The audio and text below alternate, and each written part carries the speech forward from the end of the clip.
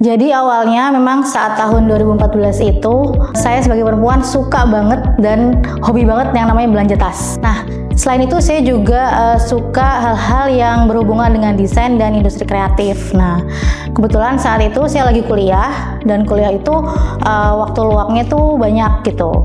Sekitar rumah juga banyak banget pengrajin-pengrajin lokal, pengrajin tas seperti itu.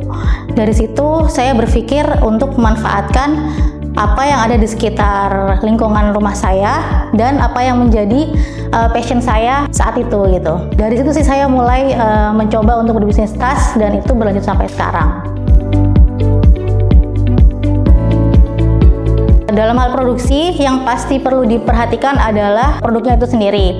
Karena bagaimanapun produk yang bagus akan menciptakan dan bisa memberikan daya tarik bagi pembeli untuk memiliki produk tersebut. Produk yang bagus itu kalau menurut standar yang selama ini kita sudah jalankan adalah produk yang durability-nya bagus, seperti jahitannya bagus, kemudian adalah materialnya yang bagus, yang tidak mudah sobek, yang tidak mudah terkelupas dan sebagainya.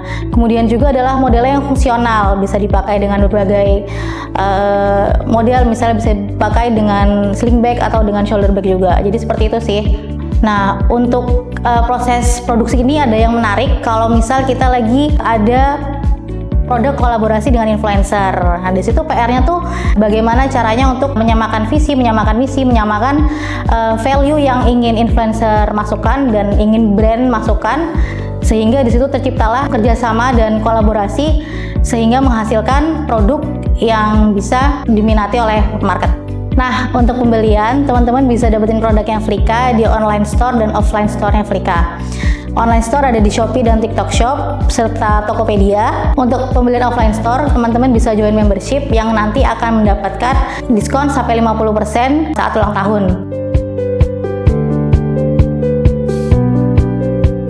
Setiap step yang kita ambil itu kan pasti kayak ada tantangannya tersendiri ya gitu. Saat itu mungkin momen yang paling saya ingat adalah yang susah untuk dilupakan dan menjadi pelajaran banget sampai sekarang itu dalam hal produksi sih gitu.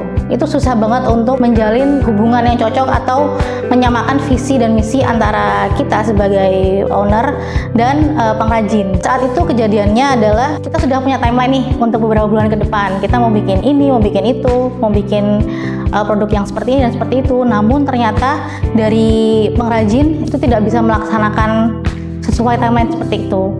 Pernah juga waktu itu material atau bahan-bahan yang sudah kita drop itu kayak dibiarkan saja dan tidak dilakukan apa-apa gitu. Jadi kayak menyia-nyiakan timeline yang sudah kita berikan. Jadi pelajaran penting yang saya dapat selama ini adalah kepemimpinan itu bukan tentang kekuasaan, melainkan tentang kepekaan. Bagaimana kita melihat dan membaca kondisi emosional atau situasional yang bisa kita lihat di lapangan, bagaimana tim bekerja, bagaimana tim merasakan hal-hal yang perlu mereka sampaikan kepada kita secara gamblang, secara bebas, dan itu akan memberikan dan menciptakan ruang diskusi yang positif, yang lebih baik dan bisa menciptakan keberlangsungan, perkembangan untuk perusahaan lebih baik lagi.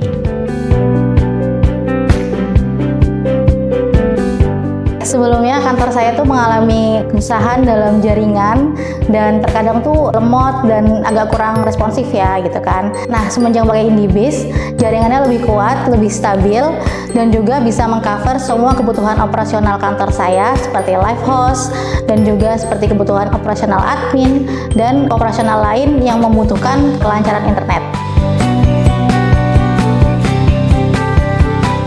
Untuk perempuan-perempuan di luar sana, jangan pernah mengkerdilkan mimpimu meskipun itu kecil, selagi itu baik dan memberikan dampak positif bagi dirimu. Dan selalu menikmati prosesnya, meskipun prosesnya tidak terasa mudah, karena memang proses itu adalah yang akan memberikan kita pelajaran-pelajaran yang berharga, sehingga kedepannya kita bisa lebih kuat dan bisa menjalani bisnis ini dengan lebih baik. Selamat Hari Kartini untuk semua perempuan-perempuan di Indonesia. Teruslah berkarya dan teruslah berinovasi, karena setiap perempuan memiliki hak untuk menjadi versi terbaik dari mimpinya sendiri. IndiBiz, ciptakan peluang, wujudkan harapan.